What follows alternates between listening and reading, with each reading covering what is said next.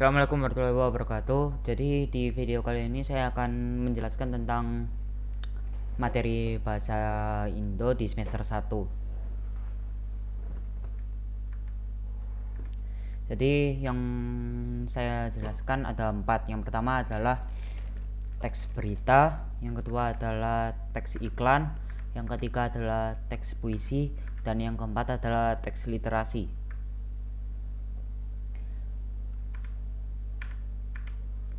Jadi apakah itu berita? Berita adalah cerita atau keterangan mengenai kejadian atau peristiwa yang hangat. Hal yang diperlukan saat menerima informasi berita adalah yang pertama adalah menanyakan kepada orang yang lebih tahu kejadian tersebut. Yang kedua adalah tidak menyebarkan berita tersebut jika tidak tahu kebenarannya. Unsur berita ada 6. Yang pertama adalah A. Apa, di mana, K. Kapan, C. Siapa, M. Mengapa, bagaimana, atau bisa disingkat menjadi adik Simba. Sebelum kita mengetahui unsur beritanya, kita harus membaca teks berita tersebut. Jadi berita yang ada di atas ini menjelaskan tentang banjir yang ada di Rangkas Bitung yang terjadi pada Selasa sore, dan karena guyuran hujan deras selama 3 hari, aktivitas warga dan para siswa terganggu. Jadi unsur berita yang pertama adalah apa. Jadi unsur berita ini menanyakan judul berita tersebut. Jadi judul berita tersebut menjelaskan tentang banjir di Rangkas Bitung. Jadi yang pertama jawabannya adalah banjir di Rangkas Bitung. Yang kedua adalah di atau di mana menjelaskan tentang di mana kronologi peristiwa itu terjadi. Di teks berita tersebut menjelaskan terjadinya banjir tersebut ada di Rangkas Bitung, di kota Lebak, Banten. Yang ketiga adalah K atau kapan. Unsur berita ini menjelaskan tentang kapan peristiwa itu terjadi, dan di teks berita tersebut menjelaskan kejadian tersebut terjadi di hari Selasa sore.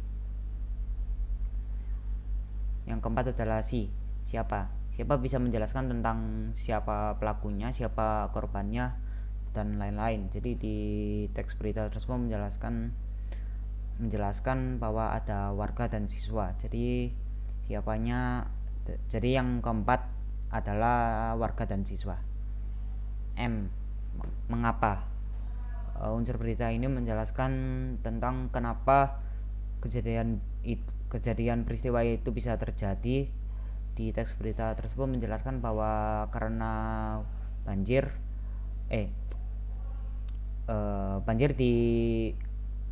disebabkan karena hujan deras selama 3 hari. Yang keenam adalah bagaimana adalah menjelaskan kronologi peristiwa tersebut dari awal sampai akhir, tetapi secara singkat. Bagaimana guyuran hujan deras selama 3 hari membuat aktivitas warga dan para siswa terganggu, salah satunya di Sekolah Menengah Negeri 1 Rangkas Bitung, Lebak, Banten. Ini adalah jawabannya.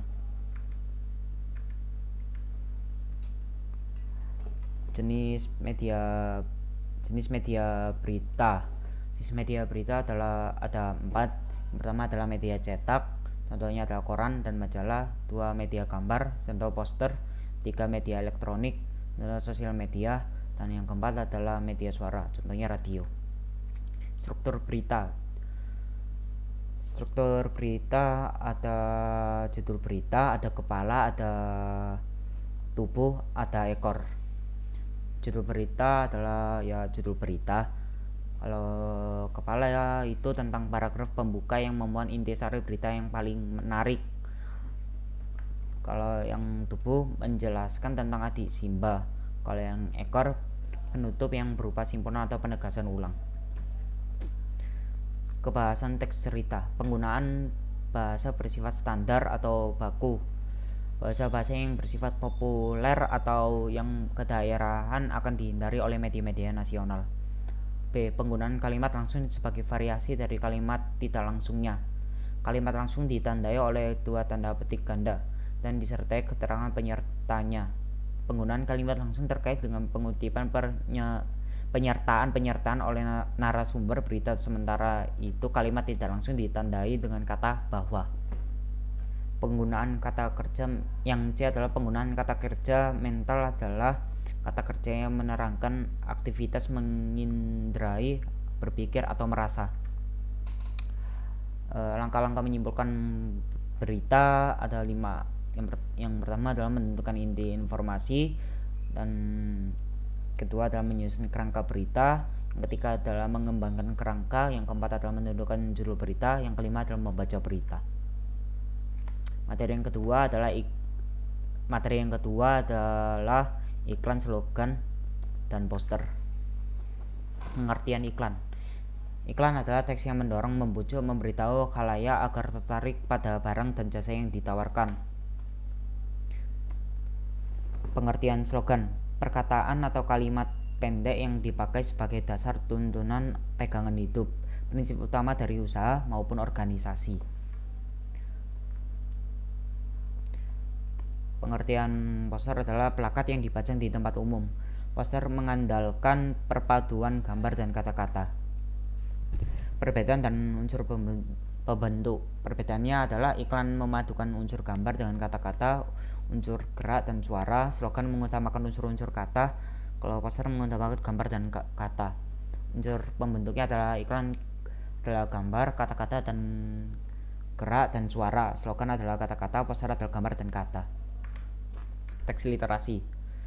Fiksi dan non-fiksi. Fiksi menggunakan imajinasi sebagai sumber pengembangan ide atau gagasan. Non-fiksi menyajikan kejadian benarnya berdasarkan pendapat atau ulasan sang penulis. Jenis buku fiksi dan non-fiksi masing-masing ada 3 contohnya. Yang fiksi adalah novel, cerpen, dan fabel, dan yang non-fiksi adalah ensiklopedia dan biografi dan kamus. Perbedaan sinopsis dan indeks adalah sinopsis ringkasan cerita, indeks adalah kata yang penting terdapat pada cetakan.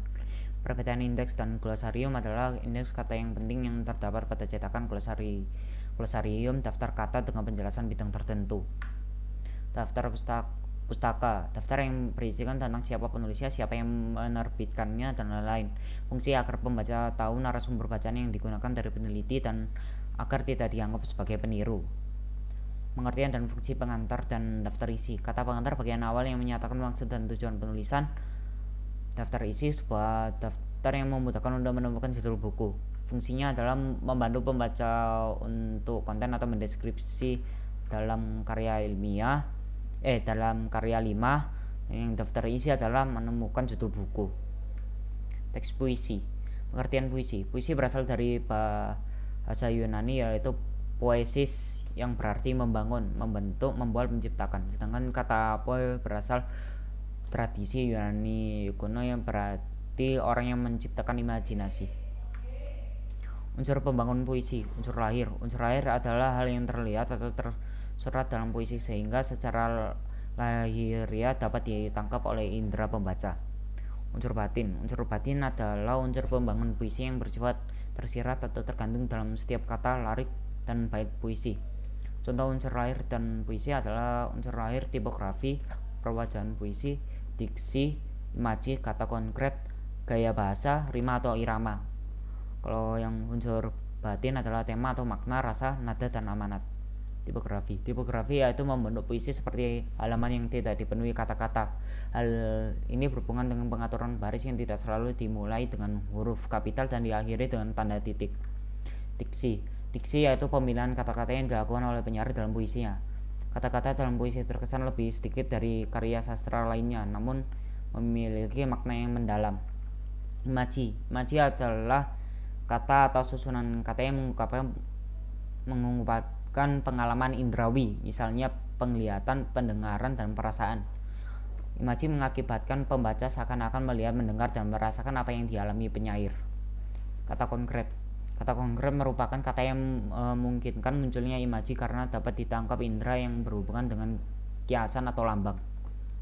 Gaya bahasa. Gaya bahasa merupakan penggunaan bahasa dengan menghidupkan atau meningkatkan efek serta menimbulkan konotasi tertentu dengan bahasa yang memancarkan banyak makna.